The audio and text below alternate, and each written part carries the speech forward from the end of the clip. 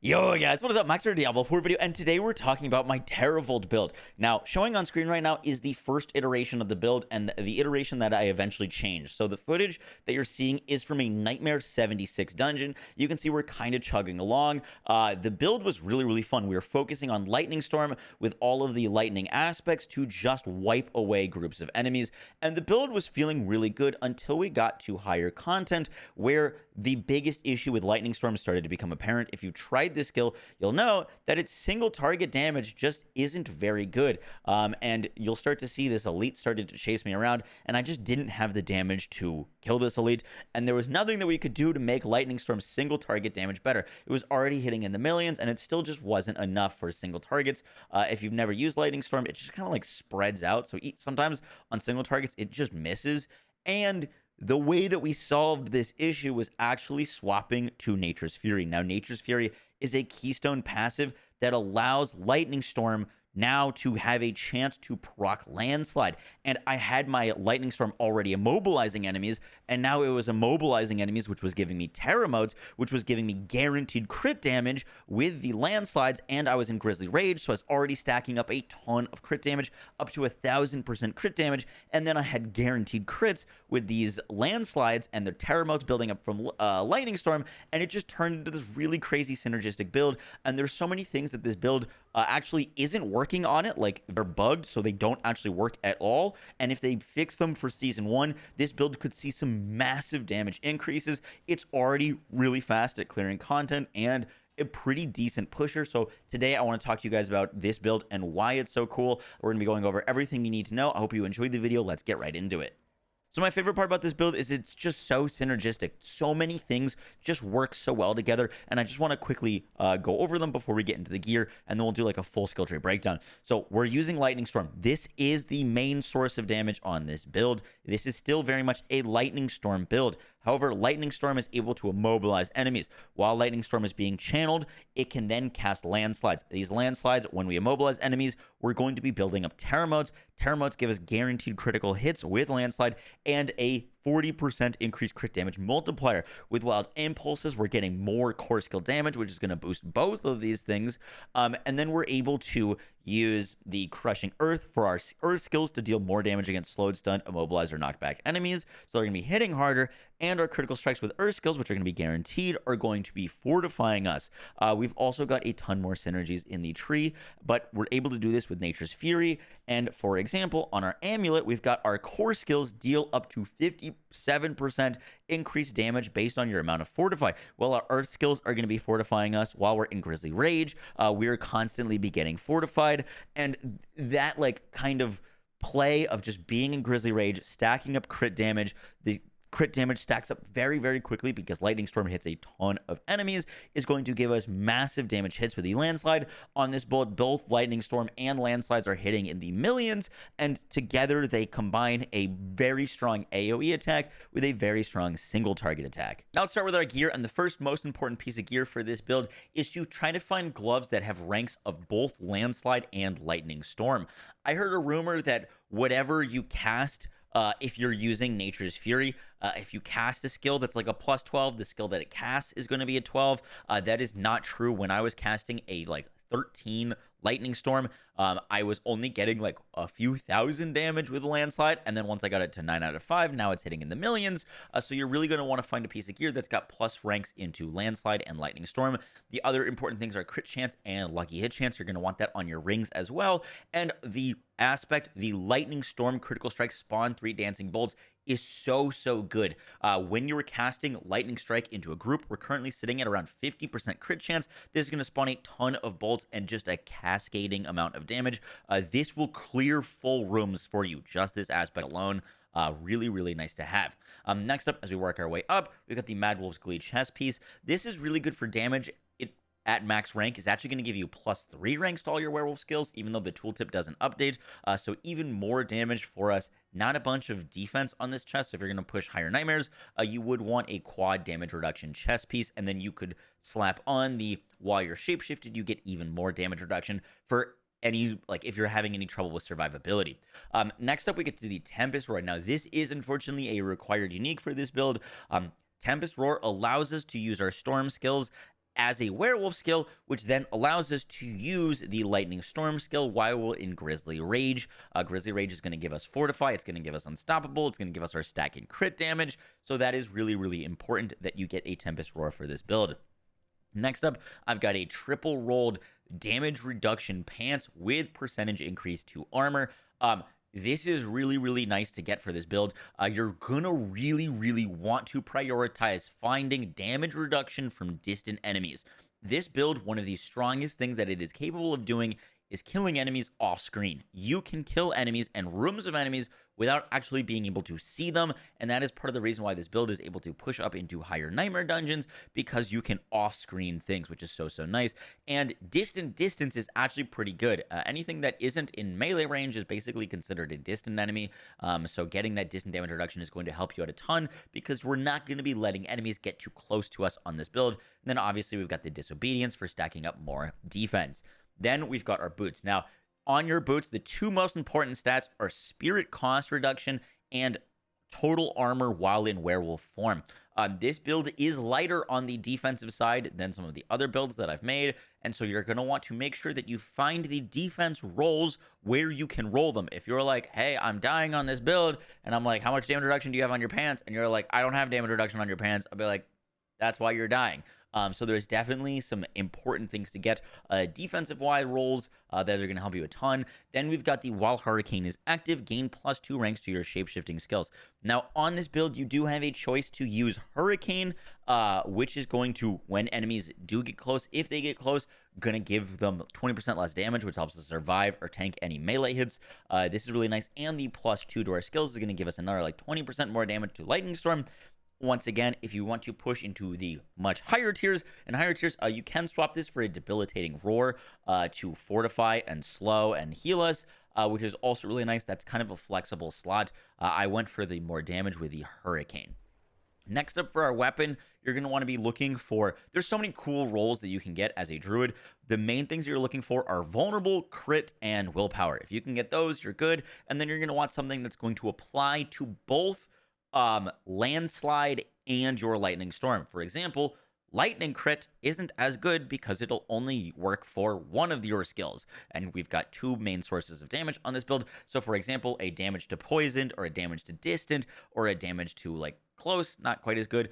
Core skill damage would also be really, really good here. I haven't found something quite like that, but crit, vulnerable, core, willpower, all good things. Now, the aspect on my weapon that I'm using is the critical strikes with storm skills that you cast, charge the air around you for 2 seconds, causing a lightning bolt. Now, this lightning bolt actually scales, unlike other like lightning aspects, actually scales with our Paragon board and our increases to lightning damage. So I've seen this bolt hit for 1,000,000 damage, even though it only says 6,000. It's really strong, and it follows you with all of our crits. However, the other aspect that I am trying to find for this build that I haven't found, because I've been deleting all of them and I haven't found a max roll, is the while standing still, you get 10% increased damage, stacking up to 30%.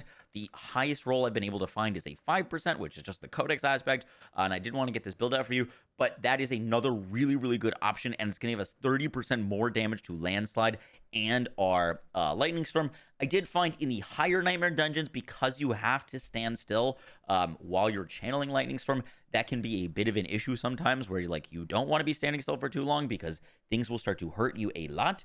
But yeah, either or, I would love to get a max roll of this, because I think it'll be better with that like standing still. But this is also a really, really nice aspect. One thing to note about your aspects that I didn't actually know is if you level them up. So let's say I got this, I don't have a great example, but let's say this critical strikes with storm skills dropped on this weapon and it was a rank 0 weapon.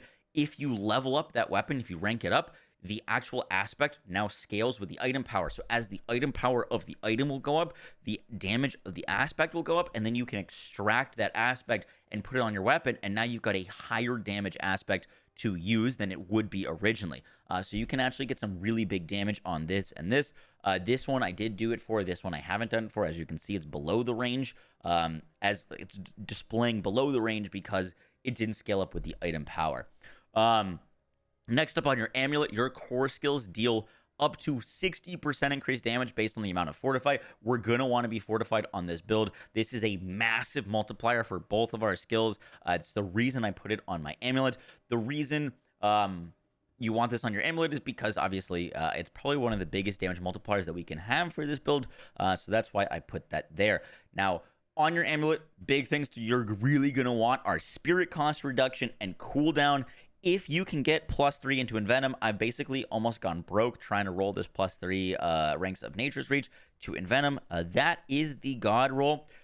Poisoned enemies take up to 60% additional crit damage. This would work for both the lightnings and the landstorms. I don't have that. Unfortunately, I just have a Nature's Reach, which deals 18% increased damage to distant enemies, double this bonus if they're slowed, stunned, immobilized, or knocked back. This is still a pretty nice multiplier for us, but the +3 in Venom is definitely the god roll. I do have a +3 cooldown spirit cost amulet. It's just for my my shred druid, and I'm trying to keep my gear separate. Next up on our rings, I've got two what I would consider is perfect rings for this build, which is crit damage, lucky hit, vulnerable, crit chance. Now, lucky hit's going to be really good for some reasons I'll explain later, and we're also going to want crit chance. The more that we crit, the more that we're going to be able to stack up this Grizzly Rays aspect, which is going to give us even more crit damage. And then we're also using Landslide, Earth Pillars, each strike a second time, and deal additional damage. This is basically like doubling Landslide's damage. Really, really nice aspect to have. The like percentage roll that you have on it isn't like super important, but this is going to give us a ton more damage to Landslide. And then lastly, on my totem, I've got cooldown, spirit cost reduction, crit chance, and damage reduction from enemies that are poisoned. This is also what I would consider a perfect roll for this build. And then we've got Grizzly Rage is going to give us movement speed and spirit cost reduction. This is really important to have for this build, this aspect. You're going to want all the spirit cost reduction that you can get on this build. There are some things that we can do to make our spirit cost consumption really, really good, and this is one of them. Definitely try to find a roll of this. If you're struggling with spirit cost on this build, you can definitely move this to your amulet slot. We don't really have spirit issues right now, but if you are struggling, you could definitely move this to your amulet slot and deal a little bit less damage, but cast way more lightning storms. Except for our skill tree, we went Wind Shear, and Wind Shear has a chance to make enemies vulnerable. You could go Storm Strike, and Storm Strike has a chance to immobilize enemies, which is obviously quite nice for this build. However, I found that when I had Storm Strike on, I would sometimes go into melee range, and you do not want to be in melee range with this build. You're going to want to be backing up, immobilizing enemies, and hitting them with the Storm. So I ended up sticking with Wind Shear. I think it's just the better ability for this build. Then we've got Lightning Storm. Lightning Storm is going to stay active for longer, and it's going to immobilize enemies when we're hitting them, keeping enemies away from us, casting our Terra modes. We've got Wild Impulses for more damage with our core skills, which is going to benefit from both of these. Landslide, Terra modes. Then we come down here. Now we've got Blood Howl, and Blood Howl is going to give us Spirit. I originally didn't have this, but just having a ability that you're constantly able to spam to heal you and give you more spirit is just nice quality of life. And whenever we kill enemies, we're going to get Blood Howl back. And when we cast it, we get 15% damage reduction. Now, you'll note we're only using one defensive skill. We did have to sacrifice Cyclone Armor for Landslide with this build in order to be able to use both. So, once again, we do not have the most tanky character, so you're going to want to stay away from enemies and immobilize them and hit them with all of your CCs and damage while you're standing back, basically. Then we've got Nature's Reach, which plays into that. Damage to distant enemies, double this bonus if they're slowed, stunned, immobilized, or knocked back, which we are going to be guaranteeing this all the time. The reason we're able to guarantee this is because our critical strikes with werewolf skills deal poison damage, and poisoned enemies get slowed. So this is basically always up, another 36% damage for this build, which is really nice. Then we come down over here. We've got Hurricane. Hurricane is going to slow enemies, playing into that even more, and they deal less damage. Then we've got Electric Shock. Now, a lot of these things are pretty cool, but the reason we went for Electric Shock is dealing lightning damage to enemies has a 15% chance to immobilize them.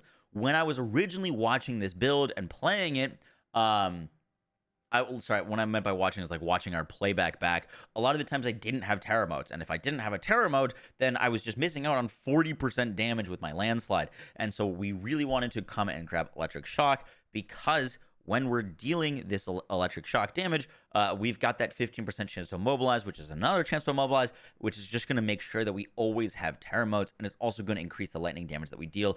Charged Atmosphere is basically just the quickest way to get to electric shock. We are quite tight on points on this build. Then we've got Crushing Earth, going to deal more damage with our Landslide and Safeguard. Couldn't put any more points into this. Critical strikes with Earth skills fortify you for 4% of your base life. More fortify, more damage. Remember, we got that damage multiplier on our necklace. Next up, we've got Defiance. Nature magic skills deal increased damage to elites. And Natural Disaster. Your Earth skills deal 12% increased damage to vulnerable enemies. Your Storm skills deal increased damage to enemies that are stunned, mobilized, or knocked back. Now, obviously, it would be really nice to put more points into Defiance. I just couldn't find a way to do it. You could take these points from Safeguard and put them more into Defiance. This is obviously more of a tanky measure versus this is more of a damage measure. So whatever you're kind of feeling there, but that's where I moved these points originally from. Now, what I really want to talk about is the fact that we do not have Resonance. Now, Resonance reads Nature Magic skills deal 2% increased damage. Triple this bonus if an Earth skill is the next skill cast after a Storm skill cast, or a Storm skill is the next skill cast after an Earth skill. Now, obviously, this would be really good for this build. However, it doesn't actually work. And that's kind of one of the reasons why I think this build could possibly be getting much better in Season 1 is because first off, I don't think really anyone is using this skill, Lightning Storm. So I could see it getting some buffs, which would be great. And also, the fact that Resonance doesn't work. Now, Resonance isn't the only thing that doesn't work. There is also an aspect, let me see if I have it real quick, that basically you're like, when you cast a Storm skill, your Earth skills deal 45% more crit damage. This thing. Casting a Storm skill grants your Earth skills 45% more crit damage. Casting an Earth skill increases the critical strike chance of your Storm skills. This would be really good. It just doesn't work with the Nature's Fury passive. The key word here is casting. It doesn't count us as casting a Earth skill when we're getting a free cast from Nature's Fury. I don't know if they've said that this is bugged or not, but the fact that that doesn't work seems really silly because like it's literally got the same icon as these things. Like you would think that they would work together. However, we're missing out on those two massive damage multipliers for this build because they don't work. And so that's why I wanted to post this video, because I think if in these patch notes that come out in a few days, if they fix that, this build is going to be pumping some serious damage, even more so. And then lastly, we've got Grizzly Rage. The last thing I did want to point out is originally I made this build using Earth and Might, and then the Storm skills can trigger Earth and Might. That was really good. That was the like version 1.0. Earth and Might gives us the chance when we're hitting enemies to basically give us unlimited spirit and guaranteed critical strikes. This is what the Tornado Druid uses, and you're able to stack up so much crit damage. It's really good. And that version works fine. Just the big issue is that you don't really get the single target damage that you get with Tornado, with Lightning Storm, and that's why we ended up with Nature's Fury, casting Landslides, and I think it's just so much cooler for that. Now let's talk Paragon Board, and you can find my full min-maxed version of the Paragon Board on dpscheck.gg. That is my website. The only reason that the board on DPS Check and the board that I'm about to show you might differ a little bit is I can min-max on DPS Check a little bit better than I can here, just because my board that I'm using right now is very much set up so that I can not only play this build to the most efficient that I can, but I can also just swap a few things around, and then I can go right into my Shred build. I don't want to have to respec my entire Paragon board every single time I change builds. So for example, I'm coming up this way, and we're not grabbing attack speed, but with a few changes, I could grab attack speed, and then I'd be back right into my Shred build. Just a few things like that. So to start us off, we're using the Exploit Glyph. Really important. It's going to make enemies vulnerable, and this will benefit both the Landslide and the Lightning Storm. We've got some extra survivability here, and then we're moving up to the Lust for Carnage board. This is a big reason to get your crit chance up. Critical strikes with Werewolf skills restore to Spirit. You're going to benefit a ton from this because we're critting a lot, and we're hitting a lot of enemies with our crits. Then we've got the Werewolf Glyph in this board. More damage while in werewolf form is super good. Then we're going to go to the right here. And into the right board, we've got the Inner Beast board. Here we've got crit damage with core skills Obviously, this spirit glyph is really important for this build because both of the big damages that we're dealing are core skills, so this is going to benefit both of them. Then we're coming down here, grabbing some armor, grabbing some max life, more armor. This is a bunch of survivability for us, and then we've got the spirit on kills. These extra spirit on kills are really, really nice. And then we've got the ancestral guidance. After spending 75 spirits, you deal 30% increased damage. Really, really nice there. Then we're moving up. I've got the Fulminate glyph. This is a lightning build primarily, and this glyph gives us so much more lightning damage and increased lightning damage to both healthy and injured. And then we're also grabbing damage to poisoned enemies and damage reduction from poisoned enemies. And we've also got damage to poisoned enemies and damage to elites. Both I wanted to grab a lot of things that both of our core skills would benefit from. I do have some lightning specific things to bolster up our lightning, but for example, damage to poison enemies is going to bolster both of our core skills, and that is in the Heightened Malice board. Now, the way that I changed this board is originally I was going up here and grabbing Heightened Malice because this is obviously really good for the Shred build, not as good for our Lightning build. Poison enemies nearby is still nice, but it's not as important as this glyph, which is Thunderstruck. Storm skills deal 30% increased critical strike damage against vulnerable and immobilized enemies. And the way that I've set up this Paragon board is everything in the middle here is kind of bad. We do not want this. We do not want to have to pass through this middle of the board. So the way that I've set up this Paragon board is we're coming up from the Lust for Carnage board and grabbing Thunderstruck, which is going to give us more crit damage with our storm skills, which is really, really nice. And we get some nice vulnerable damage glyphs. And then we can come up here for more damage reduction from vulnerable enemies and more storm skill damage. And that's where we're socketing Undaunted. Undaunted is very good for this build. More damage reduction while fortified and more damage while fortified. You could also put the Guzzler glyph, which I'm leveling right now, which is the more damage while healthy. This is also massive damage, but a little bit less survivability because of the increased potion healing versus actual damage reduction. So that's why the Undaunted is actually really nice there. And this is, once again, the Thunderstruck board. And then, yeah, the way that I've set this up, we're dipping into some things to grab our absolute best stuff and avoiding a lot of the bad things and wasted points. So I really do like this build. Before I leave you guys, I just want to show you guys 2 tips with this build. The first is that it seems like the landslides cast way more often when you are tapping lightning instead of like holding down the button and channeling it like I'm doing right now. If you were just constantly tapping it, it seems like just more landslides are cast. I don't know why that is. Maybe you like lose a little bit of your chance while you're holding it and channeling it. But yeah, just tap the lightning button and you'll see way more landslides, which is really nice. And the other thing is the lightning preserves the amount of lightning that you have when you're casting it, so you can get it to full channel and then walk around and you can just start your next pack with full channel. But you can also kind of abuse this. When you have 3 lightning bolts is when this build does the most single target damage. So if you want to deal single target damage with lightning, you can basically channel it until it's 3. And then if you just keep tapping it while it's 3, you can see all those bolts are kind of casting right at the same location. Is when you're able to do the most single target damage versus if you're holding it while it's doing 6.